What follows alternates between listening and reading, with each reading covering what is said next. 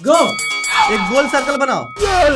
बना दिया। बना दिए। एक छोटा सा बनाओ, उसके अंदर सेंटर पे दम। आप भी ठीक करके देता हूँ। बना दिया। बना दिए। हाँ। उसके साइड साइड में जैसे कैसे चोटी बांधे लड़की लोग, गोल गोल दोनों तरफ बनाओ।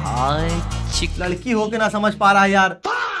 बना दिया। बना दिए। हाँ। अब नीचे में एक बनाओ, नाक जैसा लगना चाहिए, जैसे ऐसे होता है थोड़ा बड़ा, मतलब 30 सेकेंड। बस गोल हो गया। अब एक नीचे नेक, जैसे गर्दन कैसे बनाते थे, दोनों तरफ ऐसे ऐसे लंबा लंबा टानते हैं, एक लाइन ड्रॉ करते हैं। यहाँ पे क्या हो रहा है? अब जो नीचे दोनों लाइन गया हुआ है ना, उससे एक लाइन से दूसरा लाइन को ऐसे पूरा गोल करके जोड़ दे नीचे से। जोड़ दिया है? हाँ, जोड़ दिया। ना ना, हॉरिजॉन्टल बीच में एक लाइन दे।